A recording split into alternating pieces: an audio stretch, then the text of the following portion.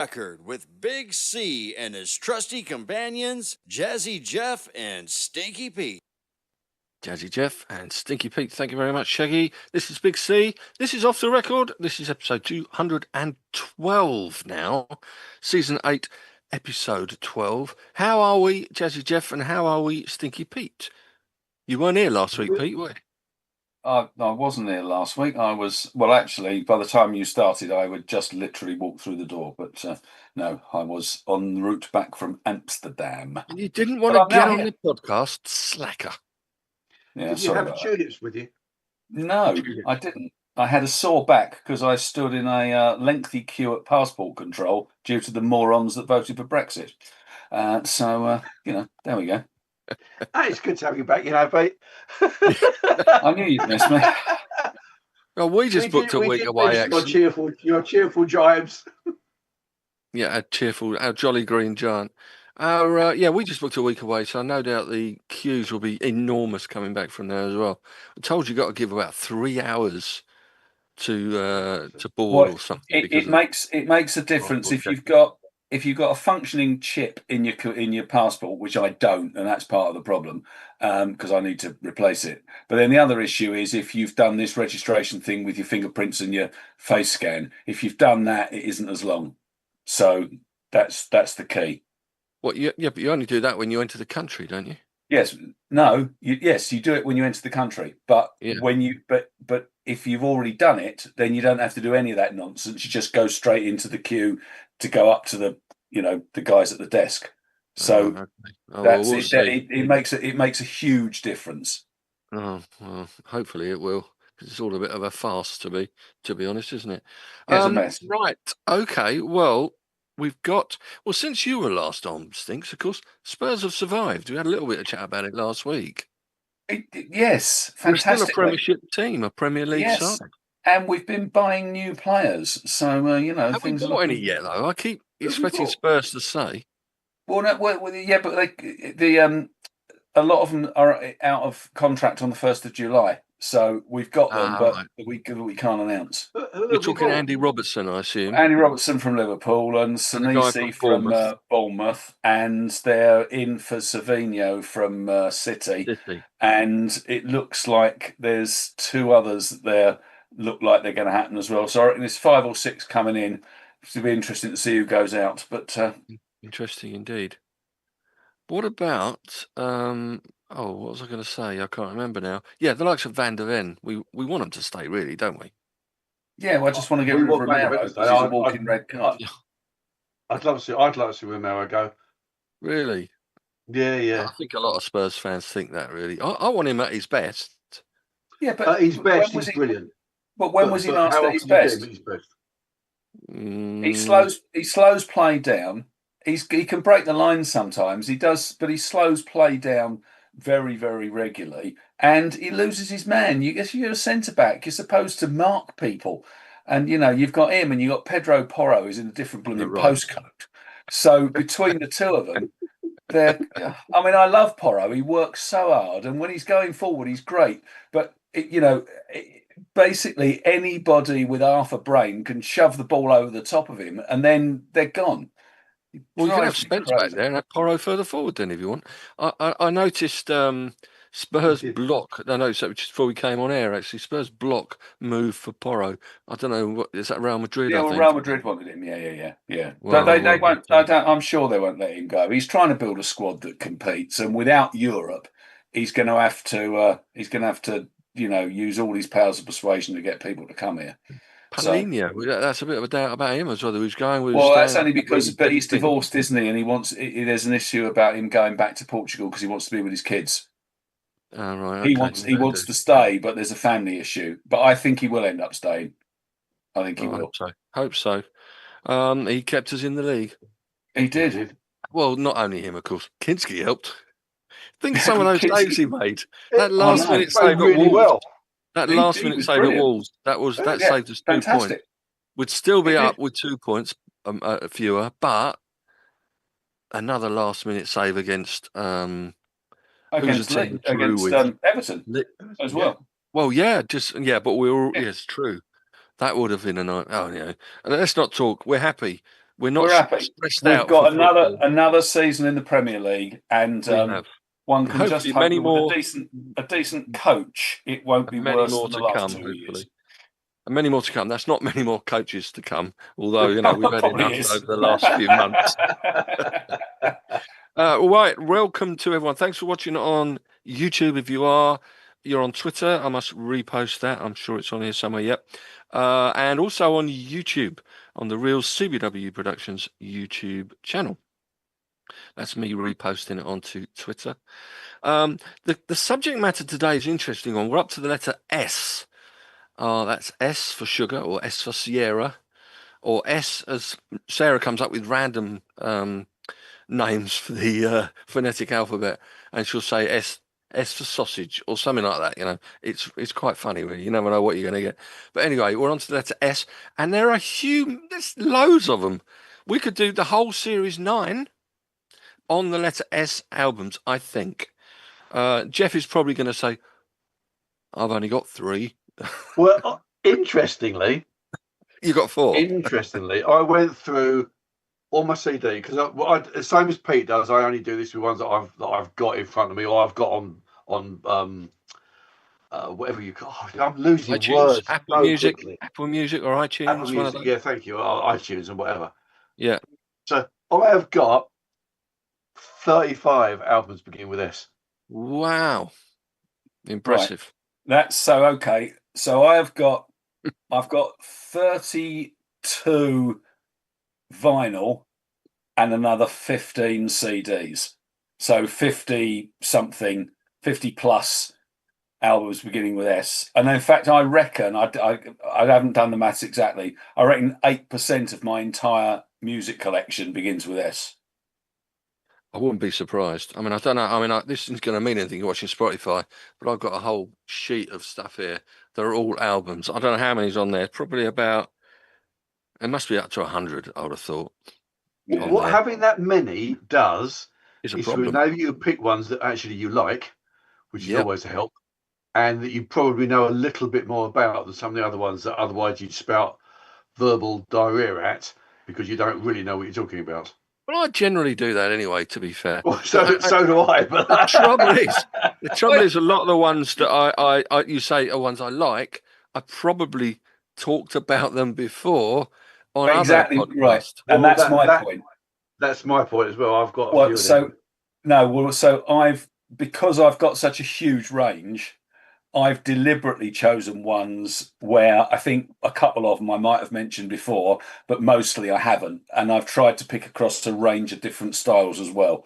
So I made a conscious effort not to go for the obvious ones, the Joanne Shaw Taylors, etc., etc. So I've tried to do a real mixture. Interestingly, she was the first person that sprung to mind when I thought about a next album. Of course it was. I won't even ask what the S album was. I can't think. Nor have I. No, I've never heard of one. No I've got 7 by the same artist. Okay, 7 S albums by the same artist. That's impressive. Is it the same artist or the same artist with another bloke with? No, there's another one, if you include that. All right. We're talking Paul Simon, I assume, aren't we? We are. He's had 7 albums beginning with S? Well, unless I can't count. 1, 2, 3, 4, 5, 6. My apologies. It's 6 plus the one with You're talking about Graceland and Paul Simon and yeah.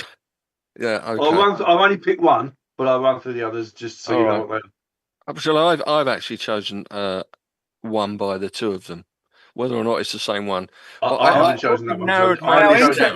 Hang on. Wait. Now, you've said that. I haven't got 32 vinyl. I've got 33. So I've just realised that I've got one of those and it's not on my list.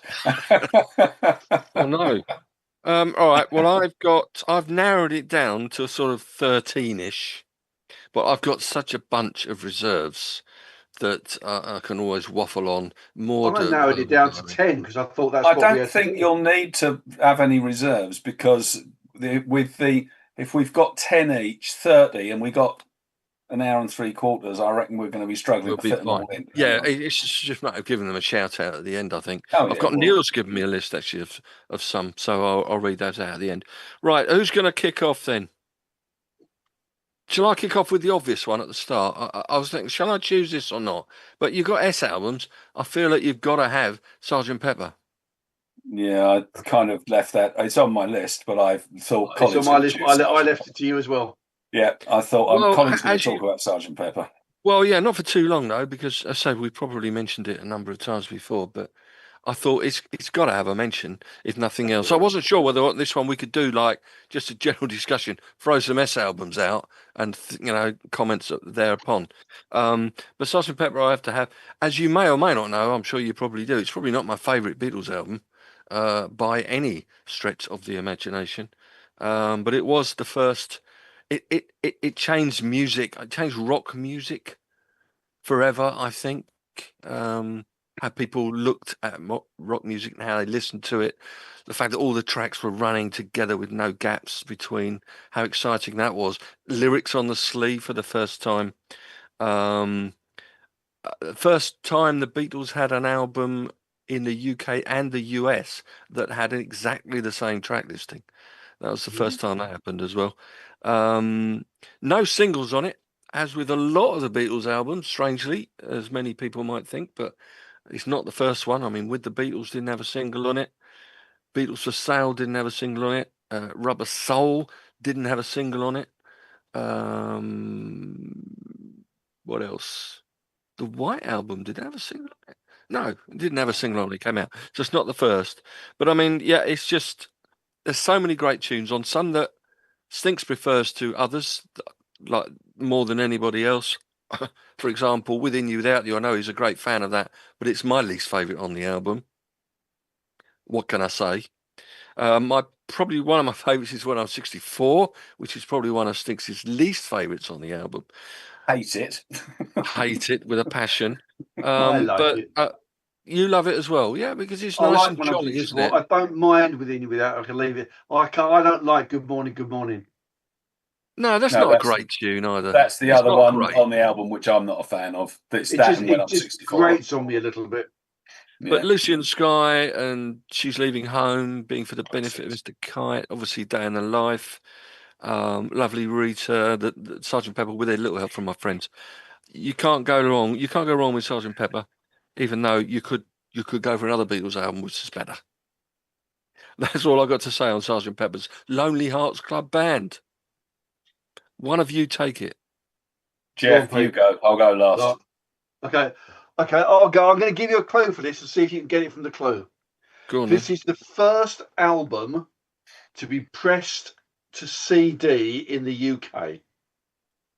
If you own one of those first pressing CDs, they are currently retailing for £45 on eBay. They are apparently fairly rare. Sadly, I own it on vinyl. That's So a bit do of a you blow. know what the first album that was pressed in to CD in the UK was? It rings a vague bell as if I've I read it thought somewhere it. recently. I thought it was Brothers in Arms, but clearly not, because that doesn't begin with S. It was in 1984, if that helps. So it's a year before Brothers in Arms. Yeah. Were they a UK artist? Yes. You're not going to get this. I thought I'd just let you know. No. Well, put us out of our misery then. Tell us. Okay. What is it? This is an album called Screen Gems by Elkie Brooks. And basically it's I just said really.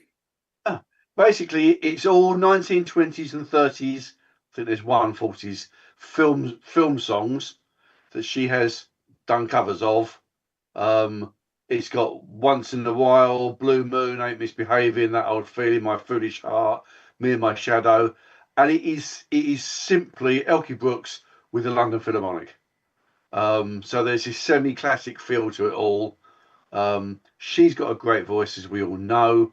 Fantastic. They're great songs. Combine the two, and it's a nice album. There you go. You're right. Cool. I never would have got that in a million years. Okay.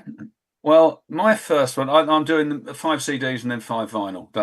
These are the CD ones. Right. This is a band who I think were formed in 2006. The first album came out in 2007. I saw them live at the High Voltage Festival in Victoria Park in 2010. They comprise Cormac Neeson on vocals, Michael Waters on bass and vocals, Paul Mahon on guitar and vocals, and James Heatley on drums and percussion. And they are The Answer. And the album is Solace, the 2016 release, which I think is their best one. The first album, Rise, is very good.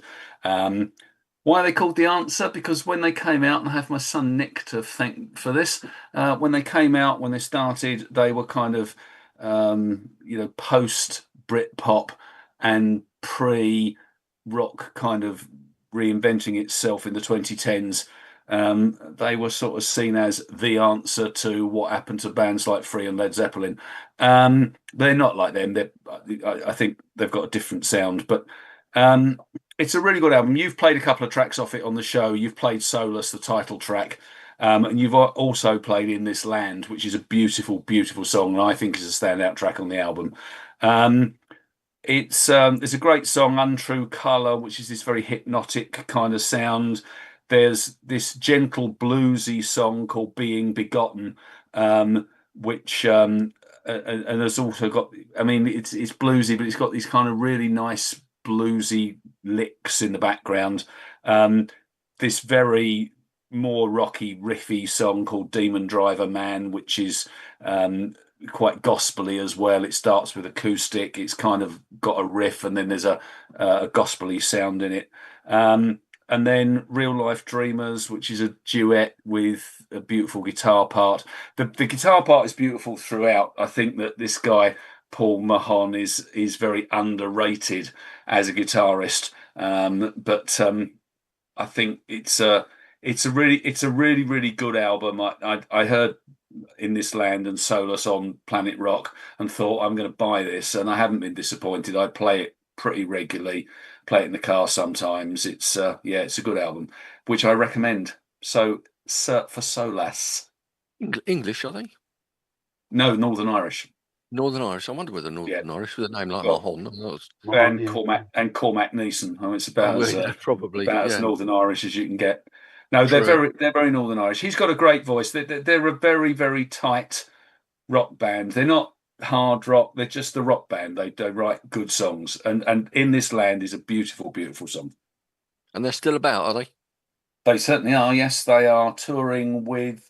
Oh, actually, on the 2016 Solace tour, they toured with the Dead Daisies, who I know you play a lot because one of the other listeners is a big Dead Daisies fan. So they supported the Dead Daisies, but they've got a headline show. I think their new album's come out relatively recently, which I hadn't heard any of. Anyway, recommended. Good stuff. Right. Oh, it's back to me again then. So we mentioned them earlier. I'm going to throw it in now. You got a lot of Paul Simons maybe on your long list, Jeff. I'm only going to do one, but yeah. Yeah, I've plumped for Simon and Garfunkel. I haven't given you clues or anything. I'll just throw it in because we've mentioned them before today. And it was their second album. I haven't had that many albums, have they? To be fair. 5, yeah. So their second album came out in January 1966. And it was a number 13 hit in the UK, better than the US, which was only number 21. But it became a big hit when the title track was released in electric form. Originally, the acoustic version was on their debut album, Wednesday Morning, 3 a.m. You're nodding your head, Jeff, you know, and so does Jeff, so does Pete, no doubt. Sounds of Silence is the album I've chosen. And I think it's a great album. I'm trying to think whether it's my favourite. Possibly. Oh, Bridge Over the Top of Water probably stands up there, but I think Sounds of Silence. It was a number 1 single in the States, Sound of Silence, the electric version. But some of the great lesser known tunes on there that I've always loved. Some of them were on his solo acoustic album. Yeah, they were. Paul Simon's songbook, wasn't it? I haven't got a long list of which ones were, but I'm sure a lot of them were. You might know them all. But tracks like Leaves That Are Green, Blessed or Blessed, depending on your pronunciation. Kathy's Song, Richard Corey, which the Wings did on their tour. Covered, yeah. 76 Wings Over America, wasn't it? They did it. Yeah. But the two, I think we got a groovy thing going. I'm a Rock, of course, the final track on the album. My two preferred tracks are, I think, the beautiful April Come She Will. Yeah, gorgeous. It's only about 1 minute 45 seconds. And A Most Peculiar Man. We always Good love morning, that. Mr. Jackson. That's a lovely song. It is a lovely song, and the lyrics are really clever. I think. Quite sad. Yeah, it's very sad. It's but sad, but it's no, it's a nice song. He's a most peculiar man. He was a most peculiar man. I know a few of them. Lived on his own. Yeah, I lived upstairs. The windows closed and the oven on, or whatever it was in the end. But yeah, never mind. Okay, Jeff, what do you got? Okay, well, let's get this one out of the way because you both know I'm going to do this. This is 1976. This is Silk Degrees by Boz Scaggs. UK number 20. I got that one down for you. Yeah, I thought you would. UK number 20, silver in this country, 5 times platinum in the US. It's got every type of genre that you want on one album. So you can dance, you can cry, you can sing, you can shuffle. And it's got disco, it's got pop, Lido Shuffle. What can I say? A sort of rocky pop sort of songs. Lowdown is like a smooth jazz sort of thing. It's got Summertime Smooch with Harbour Lights. Jump Street is a bit more rocky. A bit of white reggae with Love Me Tomorrow. Boz Scaggs' voice is awful, and I absolutely love it. It's really interesting. It's interesting you say that because I think he's got one of those voices like Dylan has, which it kind of just works for the music. It doesn't have to be a great voice. It's a voice that complements the music. It works. So I bought years ago another Boz Scaggs album. I can't remember which one it was. It was bloody awful. So I couldn't cope with it at all. So I don't know what he'd been on or off while he was doing that. But you're right. I mean, Silk Degrees works at every level. His voice suits it perfectly. The songs are all immaculately written, and the band behind it is David's Patient and Hunkate, and the Pachano brothers. So all the guys from Toto, and Fred Tackett from Little Feat is on it. Jim Gilstrap, of course, who's on everything, is on it. But it's that entire LA sound of sort of like rock pop from the mid-70s. There isn't a Duff track, and it's up there with my favorite albums because there's no reason for it not to be. Like, it's got everything that you want. Well, it's the kind of album that you can play any time of the day, afternoon or night, and it kind of just works. And there's very few albums you can say that for. There's some where you go, I don't want to listen to this at this time of day, but that literally you can play any time. I mean, I play it really regularly. I've got it on CD. I play it a lot. It's a really good album. What was that track, Jeff, you asked for on the show the other morning, and you said, I realised this isn't really an early morning tune. It was more like a late night tune. I don't remember what that was now. But yeah, you're right. Some music you just... Yeah, there are some tunes, I can't remember what it was. No, I can't either. That was a great anecdote, wasn't it? Yeah, we'll forget about that. Yeah, we'll wipe that little story. Yeah. Cut that one out, Shaggy. Cut that one out. Could have been anybody. Could have been anybody, really, couldn't it? It could have been. Okay. Go on, Pete. You're on. Right. So, this is an album by a band who were formed in 1972. They released one album in 1972. They released 2 albums in 1973. No, sorry, they were formed in 72. 2 albums in 73, 1 in 74, this one, and 1 in 1975. And then that was it. Gone, finished, it was all over. They were formed from 2 members of Colosseum and 2 members of King Crimson. And they were unusual in that they only introduced an electric guitar on this album. what was unusual about them was that they had 2 keyboards and a bass and drums. And the members of the band were Dave Lawson and Andy McCulloch from King Crimson, and Tony Reeves and Dave Greenslade from Colosseum. So it's Greenslade, who were a prog rock quartet, but they weren't. I mean, they are prog, but they're kind of Colosseum. They came kind of from jazz, and kind of that. So they were kind of a weird amalgam of stuff. Roger Dean logo for the for the album, for the name of the band.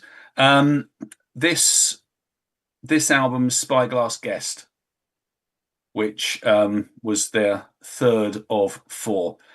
They're 4 absolutely brilliant musicians. It was the only one of their albums which charted in the UK, didn't get very high. It got to number 34. So they were very much a cult band, like my generation growing up. If you listen to Genesis and you listen to Yes and you listen to Pink Floyd and you listen to all that, you listen to Greenslade as well. I think this is their best album, which is good because, easy to choose. It's worth a listen. The very first track, and I'm going to choose this tomorrow. The very first track is called "Spirit of the Dance," which is an instrumental based around a folk dance motif, and it's a really, really pretty, feels like a folk dance. A song called "Rainbow," which is very good. A song called "Red Light," which is very dark lyrics. It's basically about, work it out. And it's this kind of neo jazz rock. Women. Yes, it's this kind of neo jazz rock. Ladies of the night. Sorry, yeah. Ladies of the night. People who may or may not frequent parts of Amsterdam. A nice song called Joie de Vivre. But my favourite track on the album is the last one. And I have mentioned this before, and that's theme from an Imaginary Western, which is... I've got that one. Got that one. You must have asked for that one before. Yeah, I have. But that's a Jack Bruce and Pete Brown song, and it's been recorded by Mountain. I first heard it as on the Mountain version of it. I didn't realise that it was. I don't know whether it was recorded by Cream, but it was written for Cream by Jack Bruce. It's a really good album of its genre. It's not for everybody, but it's not right out there prog. I tell you, it reminds me of, and I think somewhere I read this also. It's kind of a bit more like the Canterbury Sound bands like Caravan and Camel, etc. So it's a bit more accessible than some of the, the Genesises, etc. It's a really nice album. Theme from an Imaginary Western's great, but I'm going to choose Spirit of the Dance tomorrow. It's pretty. Okay, I'm going to download that as we talk. Right. It's me again. Right. I had a long list, as I said at the start, probably about 100 or so albums, and I narrowed it down to about 13 or 14. This one wasn't in 13 or 14, but I listened to it again this evening, actually, and it's been promoted because I do love it. And I'll tell you, it came out on the 21st of July, 1972. It was a number 4 album in the UK. It was number 17 album in the US. It was the band's 7th album. Oh, I know what this is. 2 number 1 singles on it. Yeah. Oh, no, I don't know what it is. Okay, ignore it. 2 number 1 singles on it. And it was released on the back of, as a follow-up, if you like, to the number 1 best-selling album of 1971, if that helps. No. And the band's fan base was at its peak, I think, around this time. If I tell you the 2 number 1 singles before this album came out, will that help? They were Hot Love and they were Get It On. Trex. Yeah, T-Rex. So T-Rex was at a real high point at this point. They needed a good follow-up and they got one with The Slider. Yeah, The Slider. And then it had a couple of number 1 singles on it.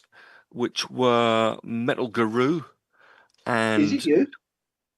yes, Metal Guru and it was quite long, wasn't it? Metal Guru was that the one? La, la, It's my la, favourite It's my favourite T-Rex song, Metal Guru. Love it. Let's go on for a long time. Well, that's probably why you liked it. It goes on for more than 4 minutes. No, I've got it on. I got it on single. I bought it on single. Oh wow! I've got the 45 somewhere.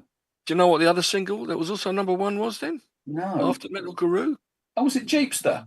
No, that was only a number 2, and that was on Electric Warrior. This is Telegram Sam. Oh, Telegram Sam. Can I just correct Peter?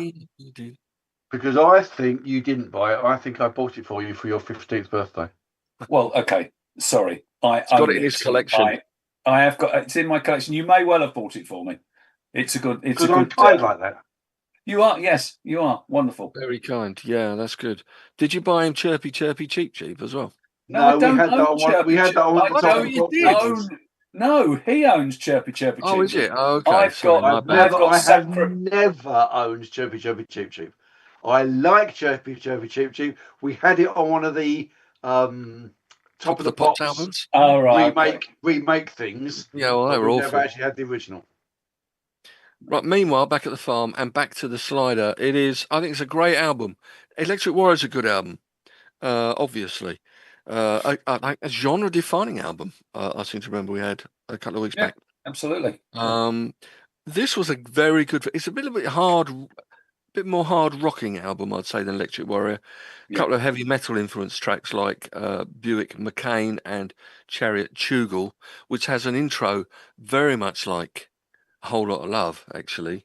It's quite bizarre, but the title track, The Slider, you've got Baby Boomerang, Mystic Lady, Rock On, Rabbit Fighter, Baby Strange, Ballroom of Stars. I mean, there's just so many good tracks on it, rockers, and also sometimes a little bit folky as well. They sort of live back to their origins of Tyrannosaurus Rex. So when I said their 7th album, of course, under the name T-Rex abbreviated, it was probably only their 3rd. I haven't got long enough to say what the first T-Rex albums were called because the titles would end the show. I mean, it's so long, as you probably remember. But yeah, The Slider, T-Rex, that's my next S album. Jeffrey. I'm going to come up today. Peter, you may well never have heard of this album. Okay. I suspect Colin might have it on his list. So I might be treading on your toes here, Carl. Sorry about this. This is 2009 UK number 1 album. I can't believe this is 6 times platinum album, which I find quite astounding. So this I don't think I've got it. Not 2009. I don't think I've got it on my list. Okay. This is Sunny Side Up by Paolo Nutini. Oh, okay. Yeah, it was on my long list. It's on here. It was in your long list. But not in my narrowed down one. This is an album that when I got it, I didn't expect to play it as often as I do. But actually, it's a really, really good album. Paolo Nutini, I thought it's not his debut, because he'd done some earlier stuff that hadn't really sort of like worked commercially. A guy from The Observer called Graham Thompson, I've never heard of, says that he saw this album as an attempt by Nutini of rebranding himself, I quote, as a mongrel hybrid of John Martin, Otis Redding, and Bob Marley. Well, I reckon you can't go wrong with any of those, and hybriding them, is that a word?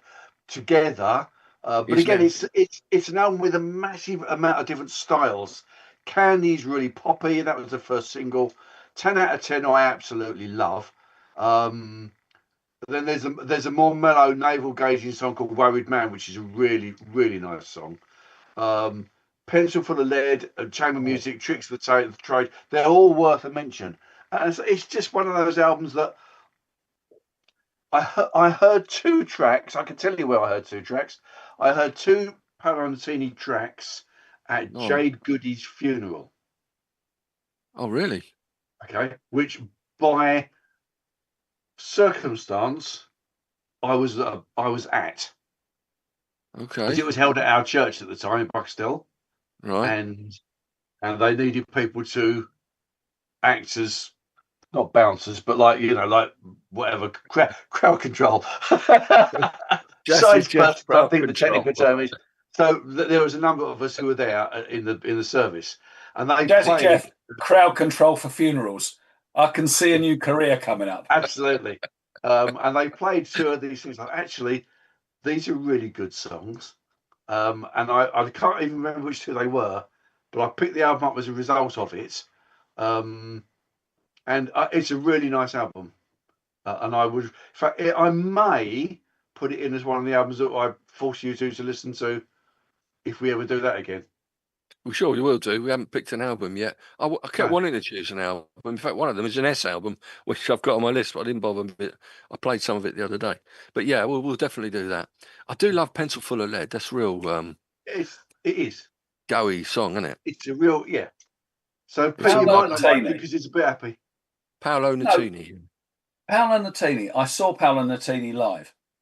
Really? He was supporting Led Zeppelin at the 2007 reunion, because it was like all the Atlantic artists, though. He was there, and bits of Yes and Emerson, Lake and Palmer and Paolo Nutini. My issue with Paolo Nutini is I think he's a really good songwriter, and I really like his songs. I absolutely hate his voice. So if his songs were sung by other people, I'd really like his stuff. But his voice really, really grates on me, and I can't even put a finger on why. I just don't like it, and I never have, right from the first time I heard it. He's just an Italian Scot, that's why.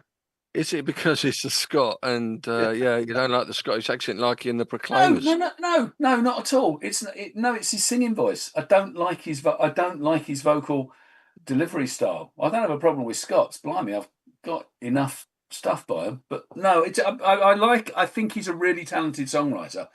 I totally get that. I just don't like his voice. I never have done. Very young, isn't he? He's a very talented guy. No, I mean, and he was, and he didn't look out of place on in that setting with all of these mega stars from, way back in the 70s. But yesteryear is the phrase you were looking for. Yes, yesteryear. Yes, Yeah. indeed. Okay, so this is a 1988 album featuring George Marinelli on guitar, Pete Harris on guitar, and they also both play mandolin, Joe Puerta on bass, John Motto on drums. And along with the band leader, they are the most unlikely looking rock stars in the history of unlikely looking rock stars. But I think that this album is a slab of absolutely perfect pop rock. And the album is Scenes from the South Side by Bruce Hornsby and The Range. For me, this is a much better album than The Way It Is. I know that The Way It Is the single that everybody goes, oh, yeah, it's a great, and it is. I love it. And I've got both albums. But I play Scenes from the South Side 3 times as often as I play The Way It Is. I don't think it has a bad track on it. Look Out Any Window is an absolutely brilliant album starter. The Valley Road was the single, which is a great song. The Show Goes On. The Old Playground is a wonderful song. I really like the lyrics of that. Defenders of the Flag is a terrific song. Until the Dreaming's Done. What I love about Bruce Hornsby, he comes across as just being very unassuming. He comes across as a guy who just gets together with his mates and plays music that he likes playing.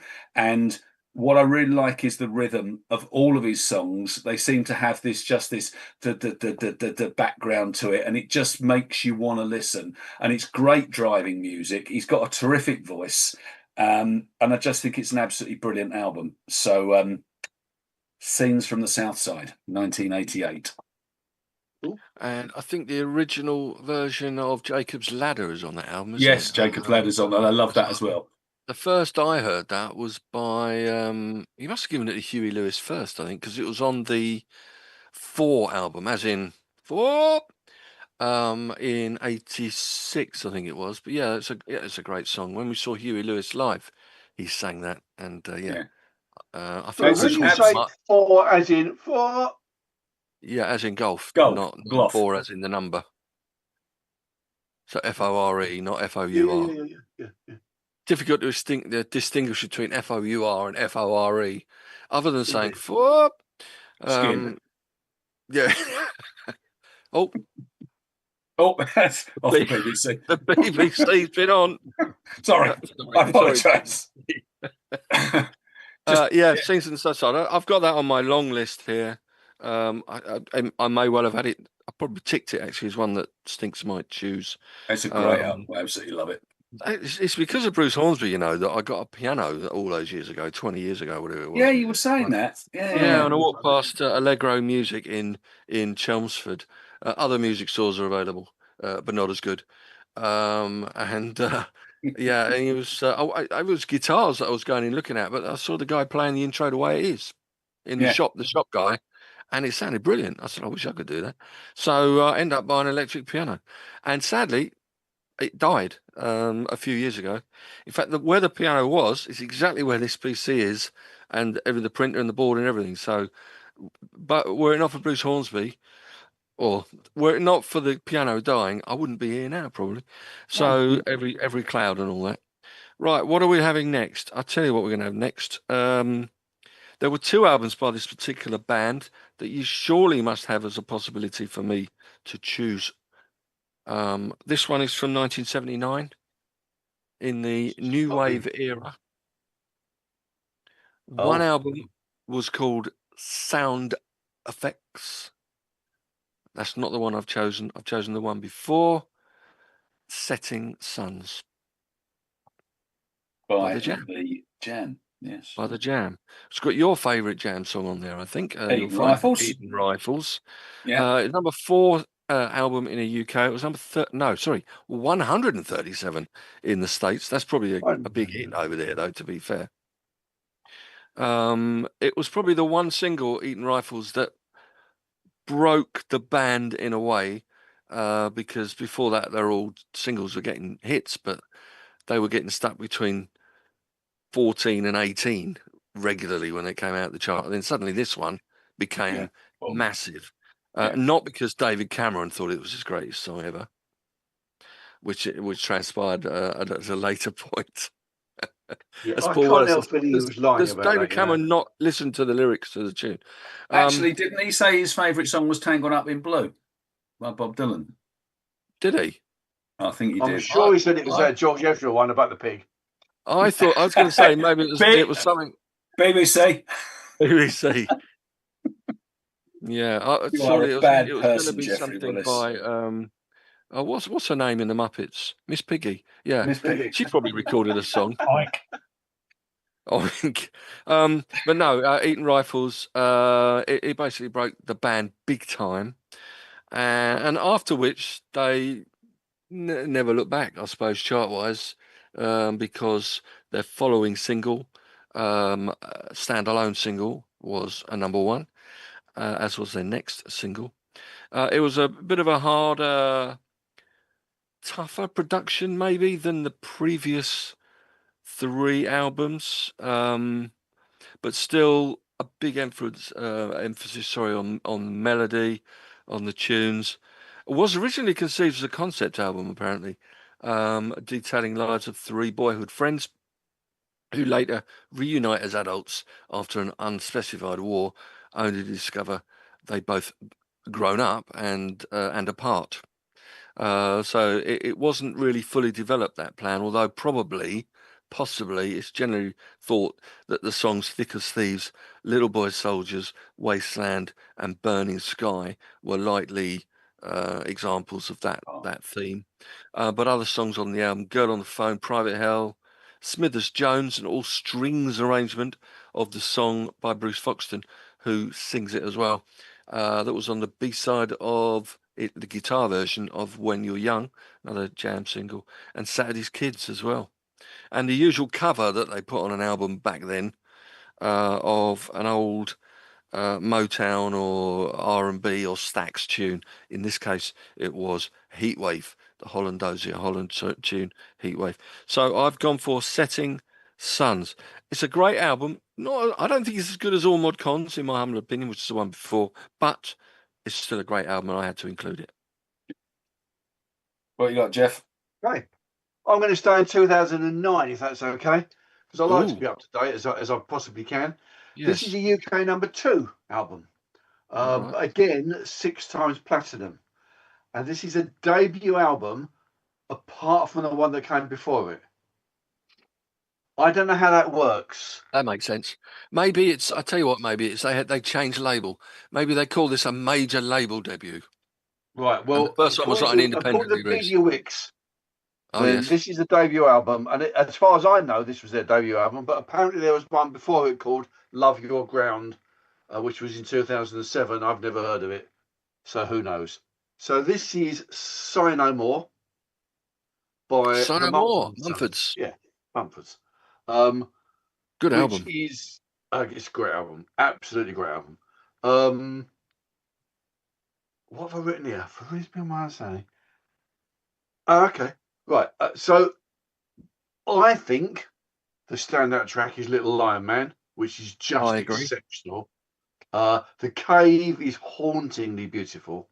Sigh No More itself is a good track. I like Thistle and Weeds as well, which is quite sort of sharp in itself. It's very English, and it for reasons that I don't quite understand. Like, it hit this popular culture and gave folk music like a bigger stage, because it's pop folk, isn't it, really? Yeah. But actually, it was bigger in the States than it was over here. Oh, right. So my guess is that's because the States are used to like the countryside of things with banjos and all that sort of stuff, which is very much where the Mumford sound sort of comes from. So their second album, which I can't remember the name, was pretty damn good as well. But I think this one's just Babel or Barble. Yeah, Barble. It's Barble. Yeah. Barble. Yeah. But I think this just hits every note for that style of music. And there's so many other bands that have come along that have done similar sorts of things. It's this sort of like, what would you call it? I think it's pop folk. Wouldn't you call it that? I would say. I don't know whether you call it. Is it electric folk? Would you call it that? Electric folk? Know. Yeah, maybe. I like the way that your favorite Wiki Peaks. What does that say? Don't know. I never looked. A lot of the songs on it are sort of like slightly held back, and then they just release the kick drum and off it goes into sort of like an cha. So yeah. All right. My kids all love Mumford and Sons. They are good. Do you know much about them? No, literally nothing. Just have to have a listen. We went to see the Mumford and Sons Story, which is the cover band, at the Shabby Sheep place up in the East End. I can't remember what they're called now. And they were superb, absolutely superb, and told the story behind it. But I don't remember them even saying about an album before this one. So who knows? Folk rock, alternative rock, indie folk, Americana, country, bluegrass. Take your pick from that lot. Yeah, okay. So basically, they don't know. No. Yeah, this is literally throwing every single genre every song in the vein note that one will stick. Yeah, absolutely. There we go. So what you got, Pete? Okay, I am going for a 2013 live album, which has got a bit of a story to it. It includes on it, and this is just a little cultural side note, it includes on it one song which is the most reacted to by those people on YouTube who react to music and have their YouTube channels, which they do it. So loads of different singers and musicians, they have these reaction channels, which I enjoy watching because it's quite interesting to see how people react to stuff that you know. This has been reacted to more than any other song. The album is Showtime Storytime by Nightwish. It is the live album for the Imaginarium tour, and it is and it's live at Wacken, which is the biggest metal festival other than Download in the world, in Wacken in Germany. It's 2013. There's a kind of an interesting little story down the back of it, because this Imaginarium tour, when they were touring the States, which they did first, the lead singer at the time was this little girl, Annette Olsen, and she had flu or some kind of virus. And they pitched up in Denver, and not long before the show, she keeled over and couldn't sing. So they came out on stage and said to the guys in Denver, look, you got two choices. Either we cancel the show, or do you mind if other people sing the songs? And of course, everyone's already in the auditorium, and they're going, no, send them out. So basically, what they did was, backstage, they dished out the songs to all of the people from the support acts, the girls who were singing in the support acts, and they went on with bits of paper with the lyrics and sang the lyric parts while the band played, so that the gig went ahead. And it's kind of, there's a film about it. It was quite, it's just an interesting little piece of history. Anyway, Floor Jansen then joined them, and then had to learn this very, very complex set of songs for the rest of the tour in next to no time. She put her own spin on all of the classics, and ended up getting the gig. If you like that kind of music, which you don't, but I think there's some stuff that you kind of is okay. It's an absolutely brilliant live album. Wacken's a fantastic festival. I would love to go. It's like 100,000 people. It's absolutely brilliant. So disc one has got I Wish I Had an Angel, Ever Dream, Story Time, I Want My Tears Back Now, Nemo. Side two, Romanticide, and then one you've played for me a few times, Amaranth, which was really their first big song. And then the one which is the most reacted to, which is Ghost Love Score, which is kind of their signature song. It's what they do as their encore piece now when they play live. And then, because it was the Imaginarium tour, the Last Ride of the Day as well, which is how they finish. Yes, Colin. This Ghost one song that you're talking about, is it the longest one on the album? I'm thinking. No, it's not. The longest one on the album is Last Ride of the Day, which is the final song. But no, Ghost Love Score comes in. Okay. Ghost Love Score comes in at about 8 minutes, I think. Which is kind of why is it the most reacted to?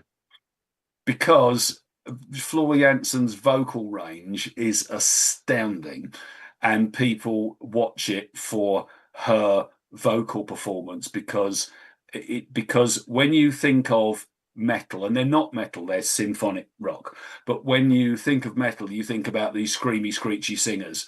And because she's got this massive operatic voice, she sings with this beautiful soprano at the beginning, and then this kind of tougher bit in the middle, and in the end, it's just way off the top of the stave, and you go, how the hell does she get up there and maintain that volume and that pitch for as long as she does? It's an astounding vocal performance, and it's the one which it's their, like the Nuclear Blast, which is their record label. It's the one that they have as their, you want to listen to Nightwish, this is the song to listen to. So if you like Nightwish, it's an absolutely brilliant live album. So that's what I had a live album down for you, but it wasn't that one, because to be honest, I'd never heard of that one. So well, there may be the other one you had down for me may well be coming next. So park that thought.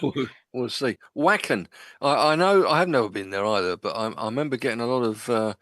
I know Quo have released a lot of these old classic live recordings on CD and presumably vinyl as well. I don't know what volume they're up to now, but they had Status Quo live at Wacken. Wacken is like the festival, and I would absolutely love to go to Wacken before I'm too old to go, because it's an absolutely brilliant festival. So is it Wacken or Wacken? Well, it's probably Wacken, Wacken. obviously. Yeah, it's Wacken. It's Wacken. Yeah. Right. Oh, is it me?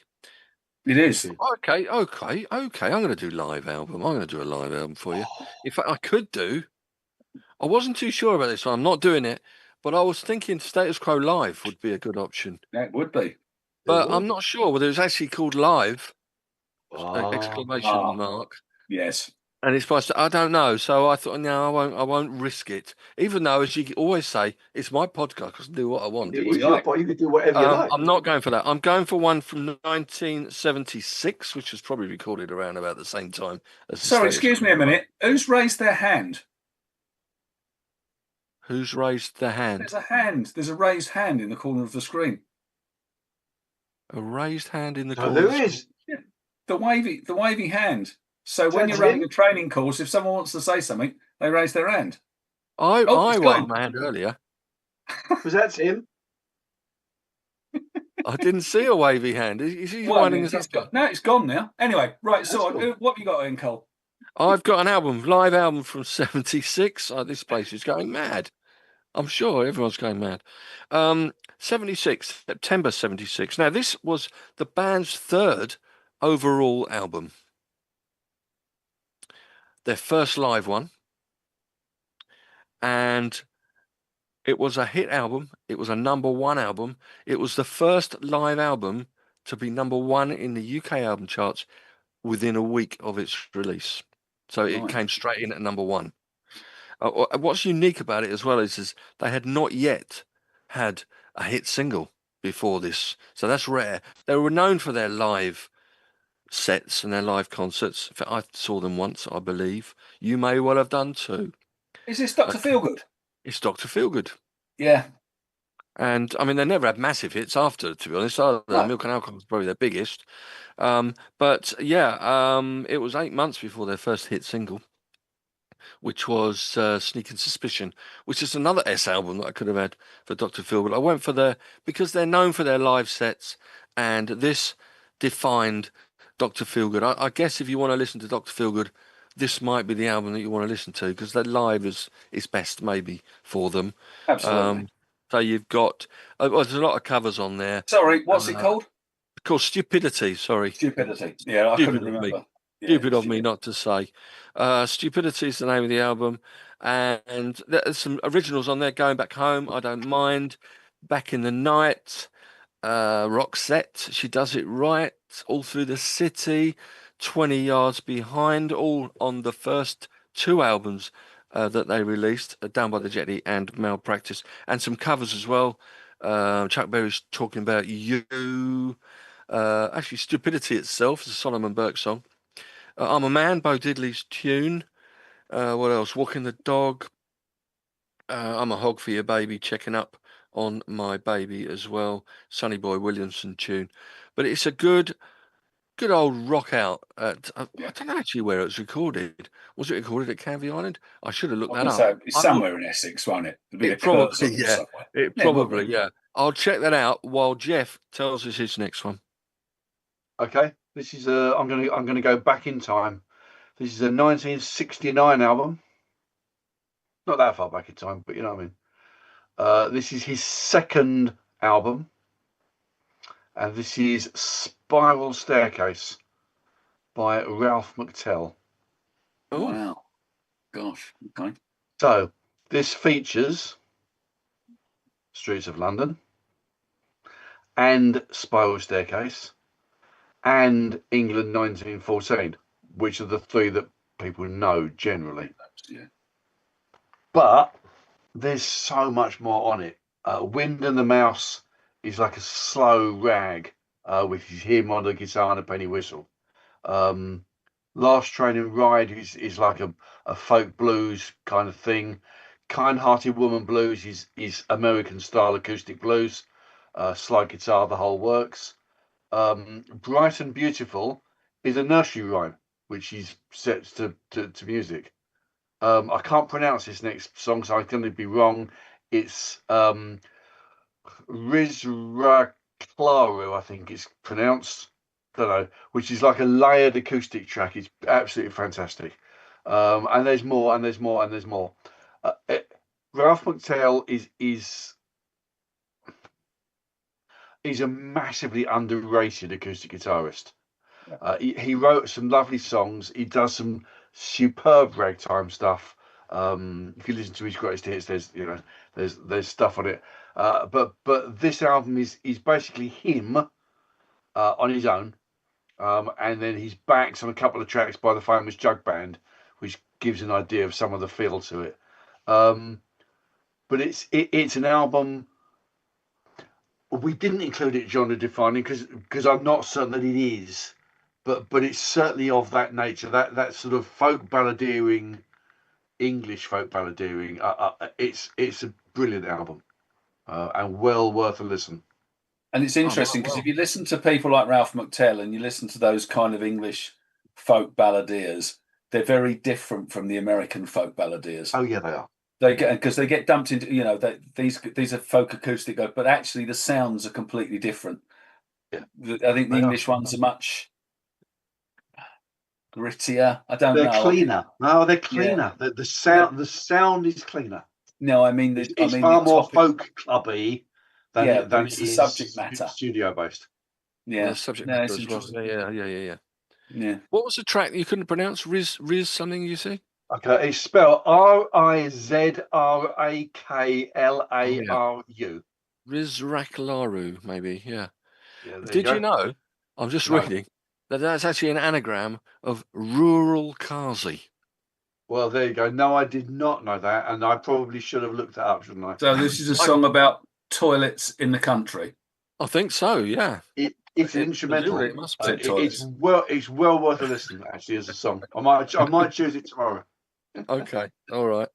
Okay. Suits of London. Suits of London. I do love, by the way. By the way, Dr. Feelgood was recorded one at the Kursaal, but also in Sheffield as well. Whatever the famous Sheffield one is. That was Sheffield City Hall. That's probably they've just got permission to redo the Kursaal, haven't they? To renovate it. Oh, have they? Yeah. Brilliant. I love the Kursaal. What a great venue that was. There we go. Right. Okay. So this is the one you know. This is the one you know I'm going to choose. This is. Well, I've got about 3 of those down. So this is a 1979 live album based on gigs in 1978 at the Amphitheatre in Chicago and the Gardens in Louisville. It may be in the top 10 live albums of all time. It's certainly in the top 5 hard rock albums of all time. I will fight you if you disagree. And the album is "Strangers in the Night" by UFO. This is the one that I thought you were going to have as a live album. Well, I mean, I had to. For me, there are very, very, very. I mean, a huge part of my album collection is live. There are very few live albums better than this. What's interesting about it, which I didn't realise, was that because I've got the CD version, on the original vinyl, it's obviously a double vinyl, but they had to swap all of the track order around in order to fit it onto 24.5 minutes or whatever it is you get on a side of vinyl. But on the CD version that I've got, they've restored it to the original running order. And unlike a lot of live albums, it is all recorded live, with 2 exceptions where they recorded it wasn't as good as they wanted it to be, so they tarted about with it in the studio, which Michael Schenker, who was in the band at the time, was very upset about, and threw his toys out the cot and left. But that was partly because he got punched in the face by Phil Mogg, who came from the East End of London, and you wouldn't pick a fight with him. Anyway, so it's just an absolutely brilliant album. Hot and Ready, Love to Love, Only You Can Rock Me, Doctor Doctor, which was their biggest hit, Lights Out for London, which is my favourite track. That's the one you've played it a few times for me. On the album, he goes Lights Out for Chicago, big cheers all round. Rock Bottom, Too Hot to Handle, Shoot Shoot. I mean, it is literally UFO's greatest hits done live. It's a peerless live album, and I play it really, really regularly when I want to rock out. So easy choice. Love to Love. I like Tina Charles's version of that one. That was a good I think you'll find it's a different song. And interestingly, the other thing about UFO is, I mean, they were very underrated. They had a cult following. They had a very successful career, but they could easily have been as big as Led Zeppelin if they'd been, I don't know, managed better or whatever. But if you ask bass guitarists, people who are jobbing bass guitarists, Pete Way from UFO is always quoted in their top 5 best bassists of all time. So I mean, he really is a brilliant, brilliant bass guitarist. guitarist. The rest of them are good, but he's different gravy. So there we go. Right, so underrated flying object is for underrated flying object. There. Yes, and Strangers in the Night. Right, it's me time, and I'm gonna go for what shall I go for? Got a few left I can pick from. 2001. I've talked about this one before, so I'm not going to. Not Space Odyssey 2001. No, that's I'm got to afraid be not. Yes, it's close. This is this gentleman's 26th album. Good Lord. It got to number 2 in the US. Sorry, in the UK, number 15 in the US, and it came out in October 2001. And I would say that it was the pair of them songwriters returned to form after a real big lull of crap, basically, I think. Is this Elton John? It's Elton John, yeah. In the 80s and particularly the 90s, what happened? Presumably Bernie Taupin wasn't with him all the time. I can only put it down to that. But they were back together, just doing the stuff that they used to do and sounding great. Piano music, great lyrics. The album, it's called Songs from the West Coast. You might remember me talking about it before, I don't know. But it had a single which I think who's the guy? Who was a guy that did who was Iron Man? Downey Jr. He featured in the video for I Want Love. Maybe that helped to sell a few copies. I don't know if you remember it. But there's just a plethora of great songs on it, which you could not say in the 90s. You've got Emperor's New Clothes, which opens the album, Dark Diamond, Look Ma, No Hands, American Triangle, Original Sin is such a great Elton tune, Birds, I Want Love, I mentioned, This Train Don't Stop Anymore, which is another single from the album as well. So I recommend this album to anyone that wants to listen to it, really. Songs from the West Coast, Elton John from 2001. That's my next album. Jeff. Is it me? Yes. I'm going to tread on Pete's toes here. I don't know whether you've chosen this or not, but this is an album that I play a lot. And it's not the sort of album that I would normally choose for anything of this nature. But this is an album that I play when I want music on and I don't want to have to listen to it. It's just there as background music. Does that make sense? It's definitely Sticky Pete music then, yeah? Well, it's prog. It's a prog album. All right, okay. It's The Snow Goose by Camel. Yeah. I haven't chosen it, but I am. 1975 UK number 2 silver album. Based on Paul Gallico's short story. It didn't stay The Snow Goose for very long. So the second pressing is called Music from The Snow Goose. Right, which is why I haven't got it on my list, because I've got Music from The Snow Goose. Right, which is because the Gallico, whatever his name was, chappie threw a thromby about it. Said that his book or his short story was called Snow Goose, and they couldn't have this at the same time, so they changed it. But it was originally called The Snow Goose. As I say, it's that Canterbury sound. It's soft prog, whatever you want to call it. It's classically based.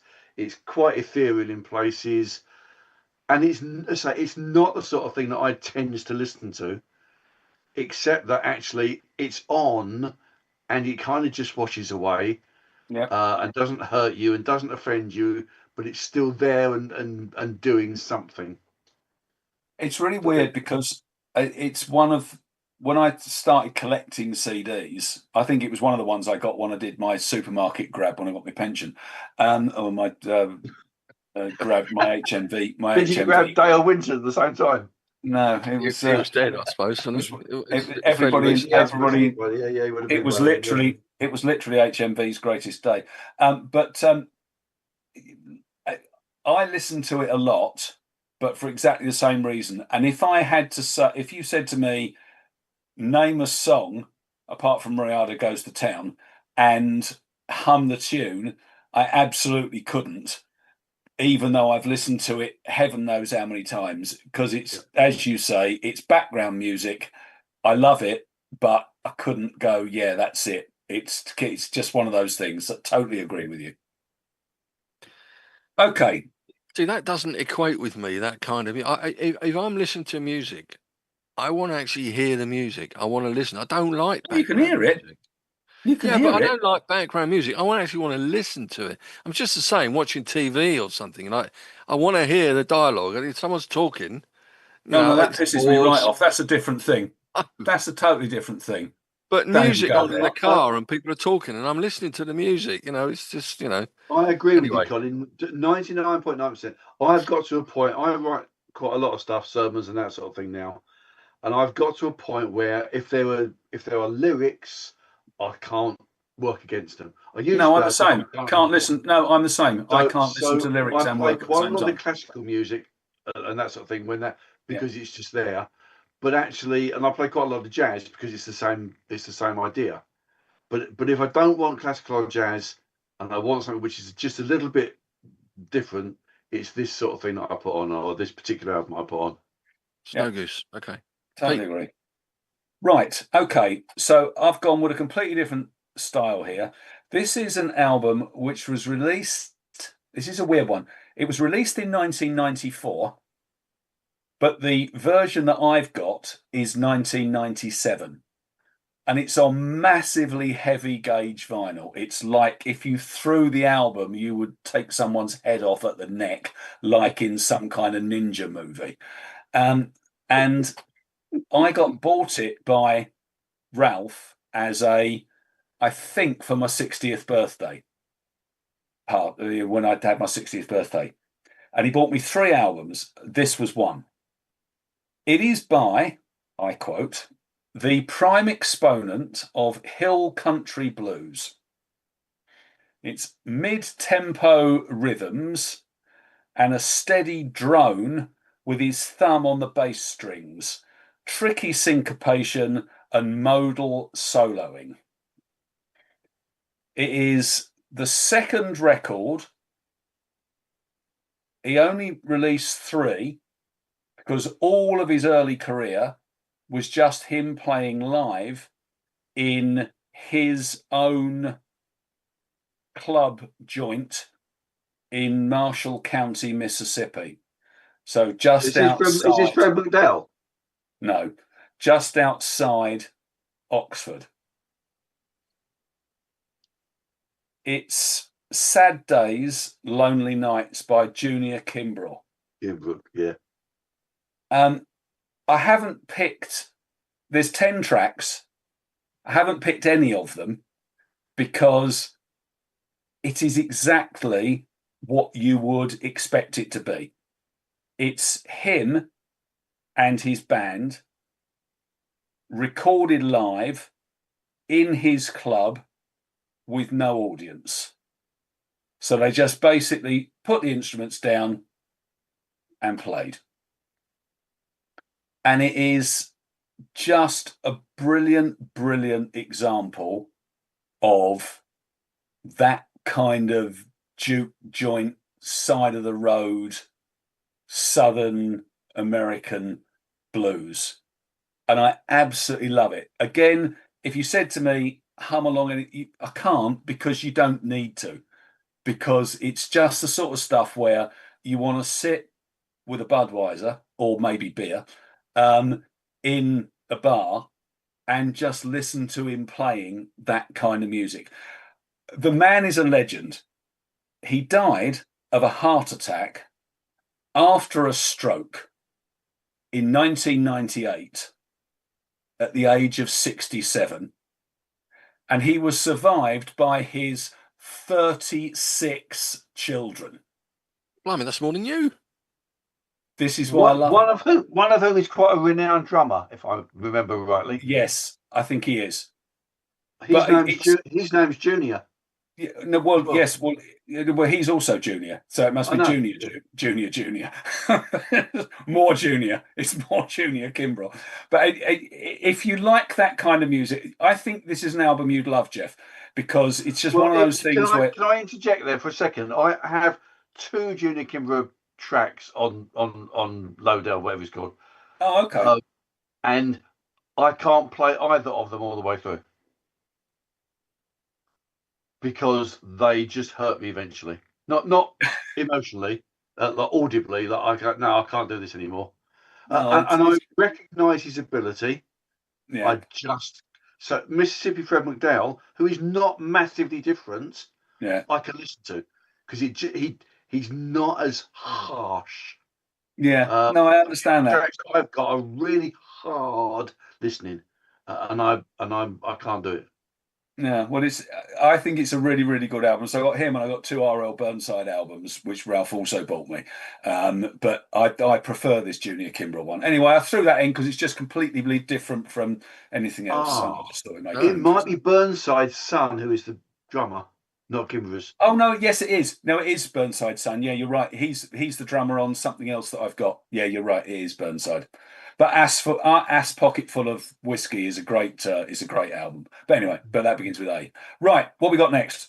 I've got one beginning with S. I'll be quick with this because we're running short of time, aren't we? Really, given that we've still got a few albums to do. And I mentioned this last week, 2 weeks ago. Sorry, as a potentially genre-defining album. So I'm definitely not going to be talking long about it. One that I didn't much care for at the time, but I do now, and is one of only 2 albums they made actually. Stone Roses and their debut album, which came out in '89. It was their debut album of 2, as I said.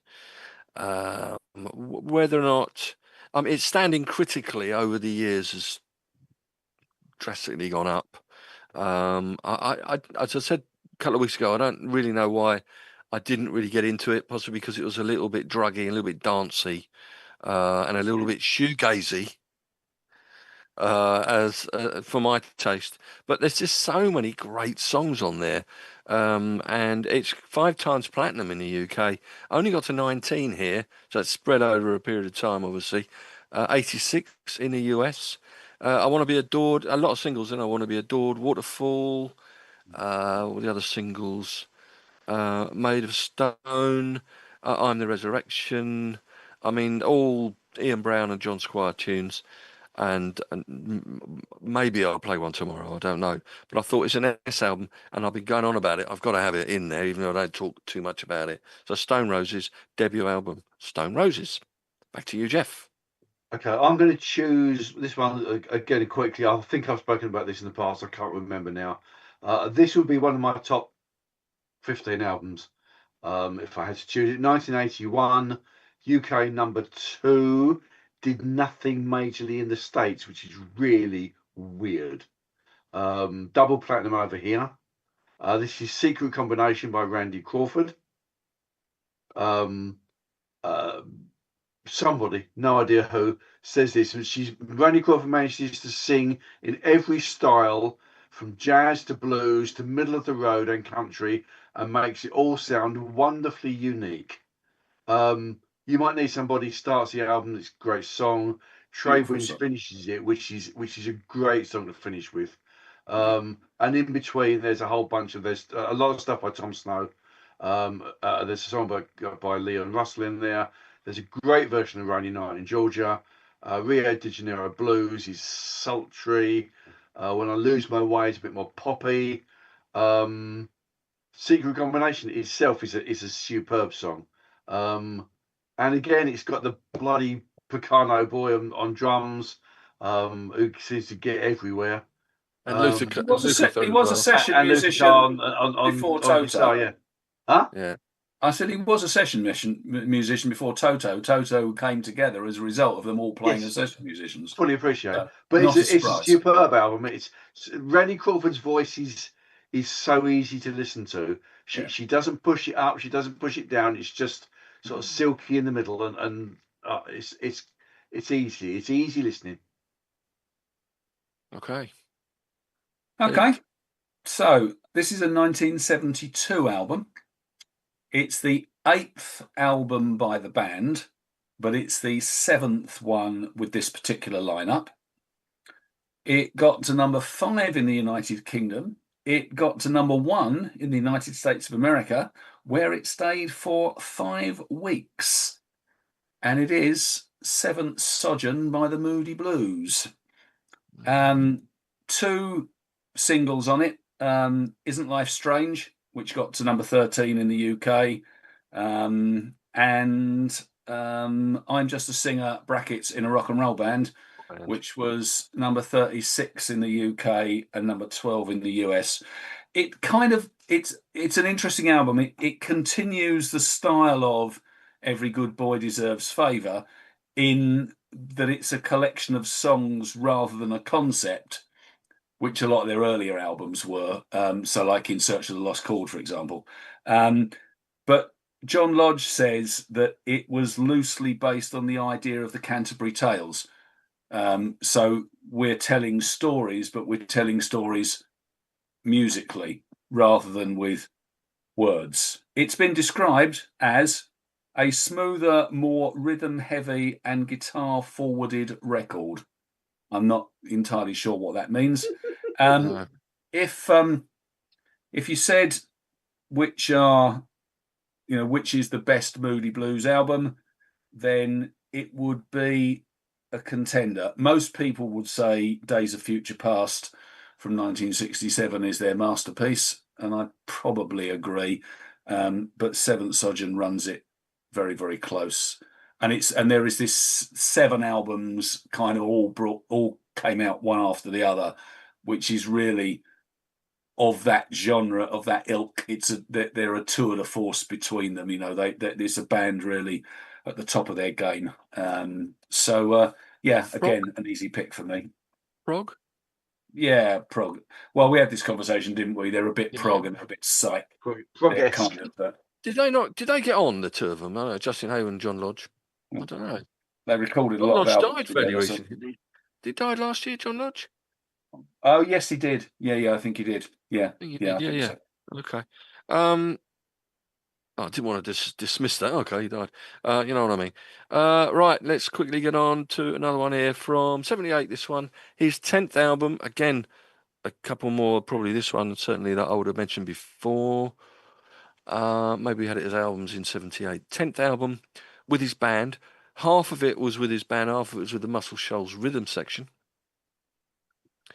Got to number 4 in the US. 31 here, which is quite high for him because generally he didn't get that high in the charts over here. He wasn't as big. And New York Times said that this album is 6 times platinum in the US, by the way. This album reaffirms the individual singer as a fine rock singer. See if you can make sense of this. As a fine rock singer and a sometimes sensitive songwriter. It also suggests that his gifts aren't so varied or consistent as they might be. Is that a compliment or not? It didn't seem to... Sounds like a backhanded compliment. Yeah, that's what I thought. Sounds like a backhanded insult to me. The album is called Stranger in Town, and it's Bob Seger and the Silver Bullet Band. Right. And 4 absolute, you can't go wrong with Hollywood Nights, still the same old time rock and roll, and we've got Tonight as singles on the album. No, There's also another great nutcher. So there's a Frankie Miller song on there, Ain't Got No Money, Feel Like a Number Till It Shines, Brave Strangers, and the famous Final Scene close the album. And it's another one of those albums that I didn't really pick up until relatively recently, but it is a great album. It is a great album, yeah. My favourite of his, Stranger in Town, Bob Seger. Jeff, let's whiz through these. 1977. If this album is not in that 1001 listened to for whether it should be, and if it isn't, the book's not worth buying. I haven't checked. Someone else can tell me. This is 1977, Show Some Emotion by Joan Armatrading. It's a jazzy based set of songs. Willow is the one of the main songs on it, which is just jazz folk at its finest. Show Some Emotion itself is a great song. Once You Come Home, Come On Home, Mama Mercy are both great songs. There's a number of the whole album is superb, and the whole album is superb because they're really good songs, but also because the people who are on the album, the musicians on the album, are just astounding. So the drummer is a guy called David Kemper, who was Jerry Garcia band and was Bob Dylan's drummer for, Georgie Famey's on it on Fender Rhodes. Well, the Fender Rhodes sound is something which not everybody can play. Richard T did it beautifully. Georgie Fame does it superbly. Rabbit Bundrick is on it, who played the guitar with the Who, with Bob Marley, with Free, with Roger Waters. She's got a whole band of amazing musicians playing these superb songs in this laid back, folky sort of style jazz, and it's just a brilliant album. Well, I've checked my copy of the 1001 albums you must buy. It's half price, It's probably half price because it's not in there. This book then again, does not contain Joe Number Trading. It's not worth it. It's not worth it. I'll check my much earlier version of 1001 album. I've got one paid full price for later. Right. You can get half price, you only get 500.5. Yeah, that's right. I'm half album. I'm choosing the more I listen to it, the more I think is my favourite album by the artist in question. It's 1979, Bob Dylan, Slow Train Coming. This is from his Jesus period. It's very, very gospel-y, a very gospel sound for very obvious reasons.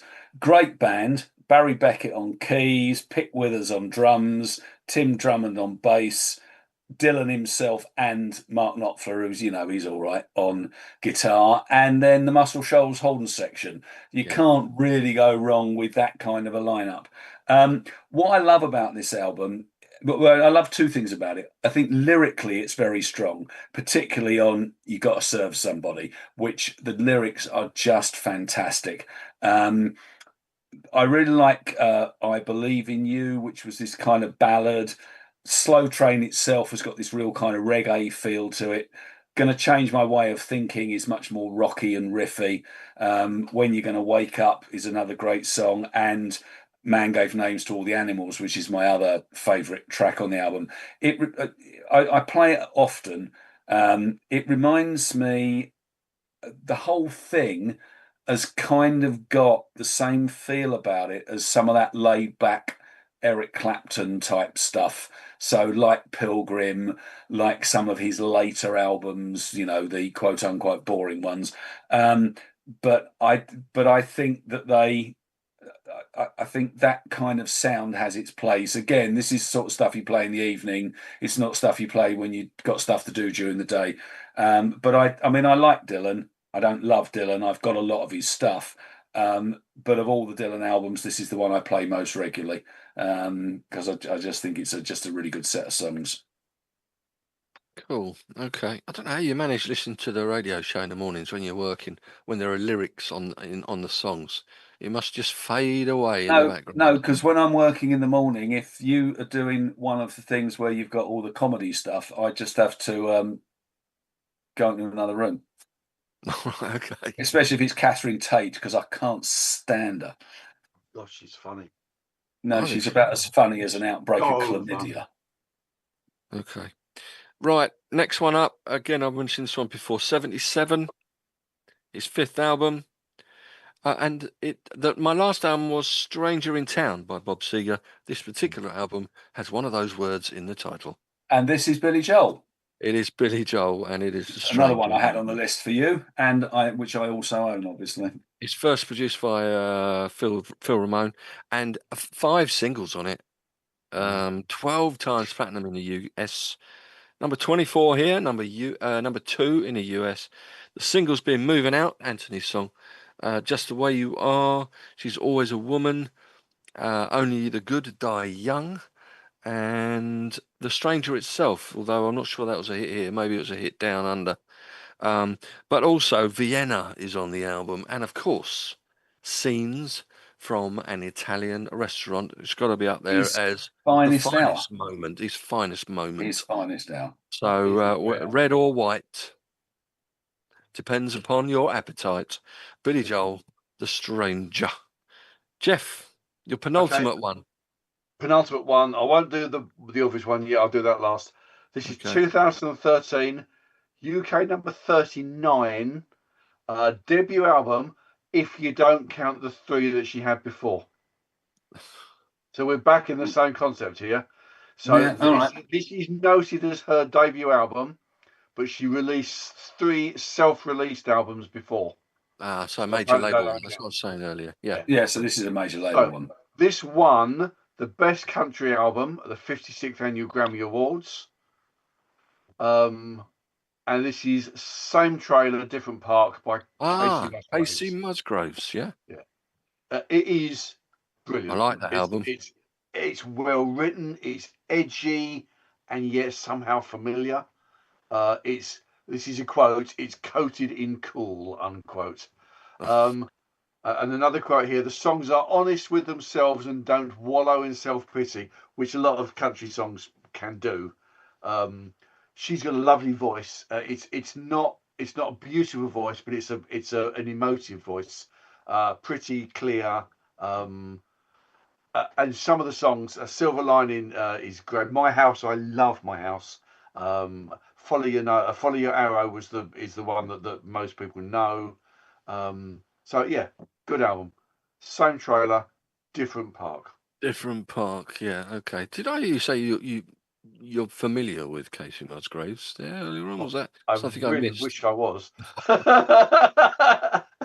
I've BBC on the phone. Literally never heard of her and never heard of the song. So okay, looks like you'll be requesting that in the next couple of days. Well, I'm going to request My House, but purely so because I just love it. It's a great song. Well, it looks very nice. You said, yeah. So, I've got one from 1985. Oh. And this is the gentleman in question's best album, in my opinion. I have 3, I think, some on tape. This one opinions? On vinyl. Features Dave Mattox on drums from Fairport Convention. He's on a lot of things. Yeah, well, he's on this. And it is Shamrock Diaries, Chris Rea. Which, it's weird. It was one of those things. I think our neighbours, when I lived in Victoria Street, he was a massive Chris Rea fan. And he lent me this album on cassette, and I played it, and there's one called Tennis as well, which was on the other side of this tape, and I played both of them a lot, and I thought, yeah, and I kind of forgot about it. I bought a Chris Rea Greatest Hits album, which has got 2 or 3 of these songs on it, and then Gordon said, I've got a copy of Shamrock Diaries, it's yours for £3. So I went, yeah, all right, let's go. It's a really good album. Steel River, I absolutely love. Stainsby Girls, I absolutely love. Chisel Hill, I absolutely love. Josephine is a great song. One Golden Rule is a great song. All Summer Long is a great song. Shamrock Diaries is a great song. Basically, it's just an album of great songs. I love his lyrics, particularly the lyrics of Steel River and Stainsby Girls. I think both of those are really good. I think they're the 2 standout tracks on the album, but I like the whole thing, and again, it's one of those albums where I think, yeah, you know what, let's listen to a bit of Chris Rea, and I really enjoy it. So, again, easy choice. Okay. Right, I've left this one to last because it's real out there. Soundtrack album. And it's not Saturday Night Fever, which we could have had.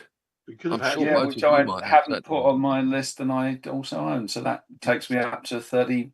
It should have had another one. Right, this was a soundtrack for a film, probably one of the first films we saw. We must have seen it at the Flicks, as we might have called it back then, in 1965. Sound of Music. It's The Sound of Music. I don't apologise for this at all, because I just love brilliant. Love the film, and I love the songs.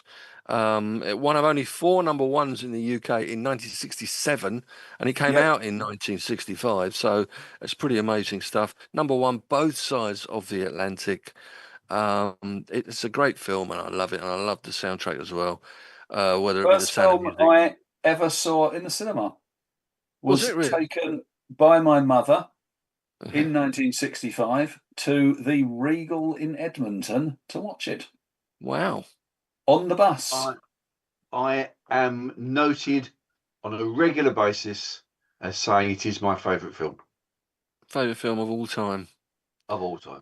I mean, I bet you'll be singing along to the songs as well. I Have Confidence and Maria. I know the songs. 16 going on 17. I know. And my favourite things, there's so many. And Julie Andrews. And it's a shame that Christopher Plummer actually didn't sing on his, which is a bit of a gutter when you hear that. It probably isn't a shame, actually. I was going to say, it's not a shame because he couldn't sing. I mean, it could have turned out like Pierce Brosnan in that blooming Nightmare ABBA thing. He couldn't sing either, and he did. No, he couldn't, no. Right, Sound of Music. Let's get the last 2 in there. Okay, let me just run through these because, so Still Crazy After All These Years. Ah, yes. So Beautiful, So What? Songs from the Caveman. Stranger to Stranger. Surprise. And 7 Psalms. And which so they are the Paul Simon ones beginning with S. Yeah. I've gone for 7 Psalms just because I know it better than some of the other ones. I thought you would pick Still Crazy, so I didn't do that. It's probably his best album. Maybe not. I don't know. He's had so many, apart from forgetting the best of the early albums. I mean, 7 Psalms is his last album. He says it's his last ever. Whether that is true or not, only time will tell. How many times his status quo say they've retired. But basically, it's just Paul Simon. It's 33 minutes. That's all it is. It's 7 songs, which kind of all roll into one. You can't really distinguish between them, and they're all based on his thought processes about his old age and about God and about the world and all that sort of stuff. And it's a little bit wooky, weird, with some strange and wonderful noises going on, because he's searching for this sound that he's never quite heard, and apart from this, because his hearing's going.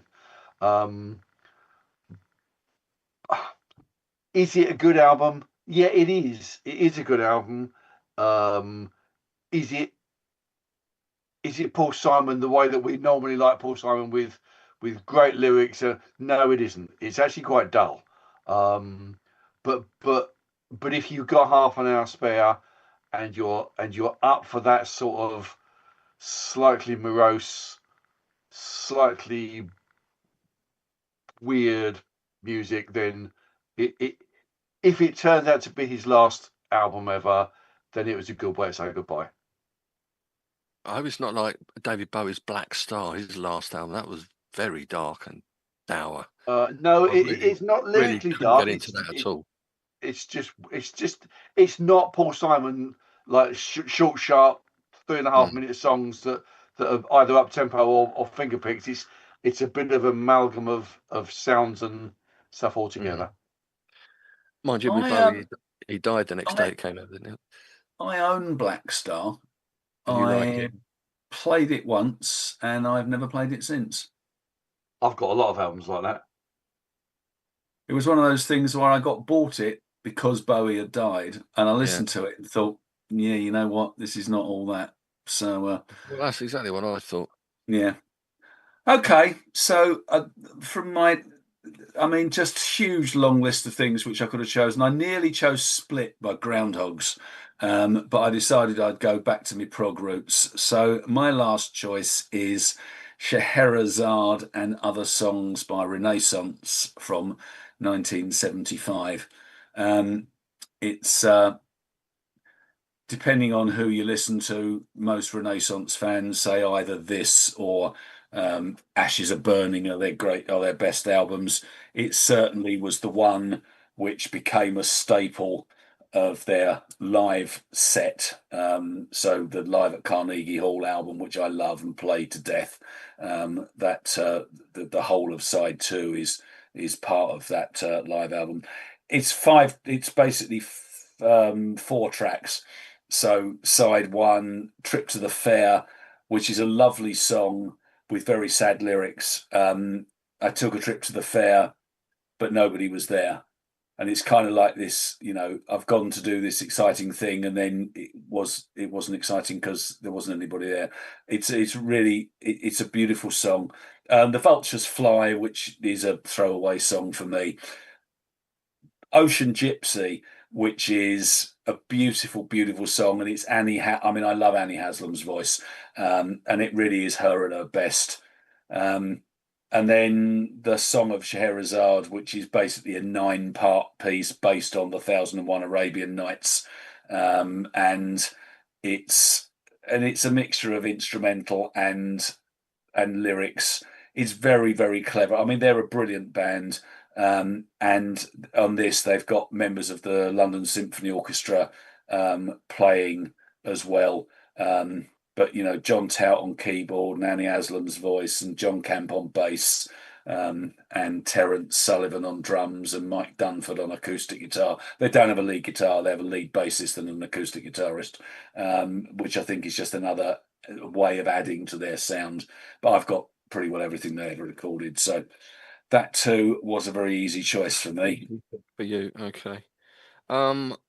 Right, very close, but no cigar for me were Shake Some Action by the Flaming Groovies, Scarecrow, John Cougar Mellencamp, and Seconds of Pleasure by Rockpile, all of which I probably mentioned before. That was their only album that came out. I'll quickly run through. Neil gave me a few, some of which we've talked about already, if I can find them. If I can find them somewhere. Right, the ones he's chosen. Oh, this is one that I could have chosen, actually. Straight Shooter.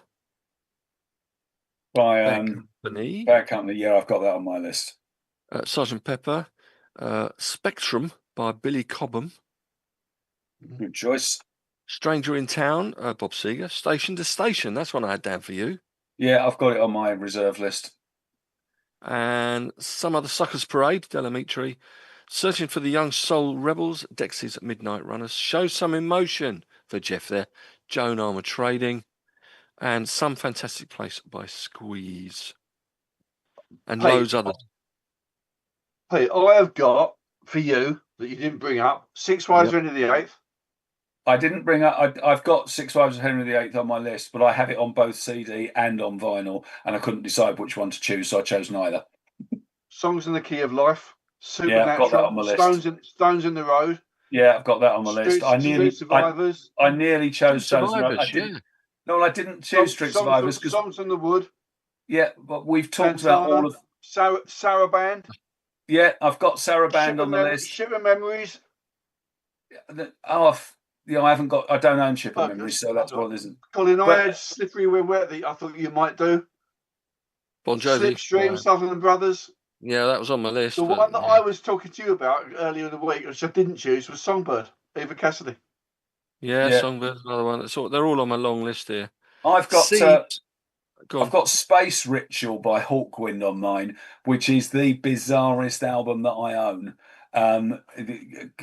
Gordon got it for me, and I said, yeah, and I played it, and I thought there was so many drugs involved in the making of this album. I nearly talked about it, but I decided not to. And I didn't choose Street Survivors for the same reason I didn't choose Second Helping, because I've talked about Skinner so many times. I thought, people listen to this podcast all the time. They don't want to hear us talking about the same stuff, so I just went off-piste. Or Selling Anything by the Pound, of course. It's another one. Yeah, it's another one on my list. Yeah. Yeah. Surfing with the Alien. I've got there were 3 Stones albums. I thought Sticky Fingers might get a mention, but obviously not. Some Girls, another one, and Steel Wheels. I knew that wouldn't get a note from you because you can't stand it. A couple of Slade albums I looked at as well. Slade with a Y and Slade in Flame. Yeah, of course. Stray Cats. Oh no. One of these maybe genre-defining ones. Sweetheart of the Rodeo by the Byrds was a possibility. Sail Away, Randy Newman. I mean, oof. Oh, the one I Can't get it on Spotify. It's Seeds by Gallagher and Law. I love that one. I was going to give that one to the both of you, but I can't seem to get, even though I've imported the songs and it's a local file and I've got it on my Spotify and I tried to let you share it. Well, Pete, I did, and it didn't work, so I didn't bother with you. No, all right. The other one I've got. Do you remember Strike by the Baseballs? The one that we. Oh, I remember the Baseballs. Yeah. No, go. I don't know the album that well though. So, right. Spirit of 76 by Spirit. That was another one I had. That wasn't an album, was it? That was on. No, Spirit of 76 was on Strength. was an album. No, Strength was the album. Yeah, I think Strength was the album. Spirit of 76 was on the album.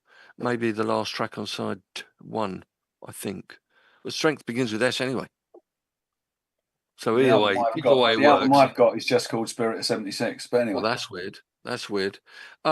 Check that out if I were you. Right, that's it. Thanks very much, guys. No stinks next week. You're at Le Mans. I am on. I've just arrived at Le Mans by the time we arrived at Le Mans for the. But the good news is that the following week I realised I screwed up all the dates and I am back on the Wednesday because I come back on the Tuesday night, not the Wednesday night. Okay, so we're going to do the opening instantly recognisable introductions. That was a Jeff idea actually. Yeah. From a few weeks ago. He's reluctantly. Me and my big mouth, eh? He's not happy now with that one, but that'll be in a couple of weeks. Next week, we're going to have a singles chart. Neil's coming in to quiz me and Jazzy Jeff. In the meantime, this podcast will be posted to usual places over the coming days, with or without that funny wave in the middle. I didn't see that at all. I have to look back and see what the hell that was all about. You don't mean when I went like that? There's a little yellow hand appeared in the top right, in the top left-hand corner of the screen. And when you run a training course, if you want someone to say something, then they wave the little yellow hand, and then you know that they want to say something. Well, Tim said during the podcast that it wasn't him, so I don't know what that was all about. Well, it was a random yellow hand. It's a bit spooky. Right, well, yeah, this will go to the usual places over the coming days. Spotify, all the podcasts, wherever you get your podcasts from, it will be on there. Because of various things, foreskins, amongst other things, we will not be allowed this week again on the BBC. And getting familiar with Casey Musgraves, I think there it is. I see. Yeah, I just did it. That was me. I just put that up. That was you did it. Amazing. Yeah. You sure you didn't do it before? No, of course I didn't do it before. I didn't move the bloody mouse, did I? That's weird. Anyway, there we go. Well, anyway, so apart from that, all I've got left to say is it's a good night from me. It's a good night from him. It's a good night from them.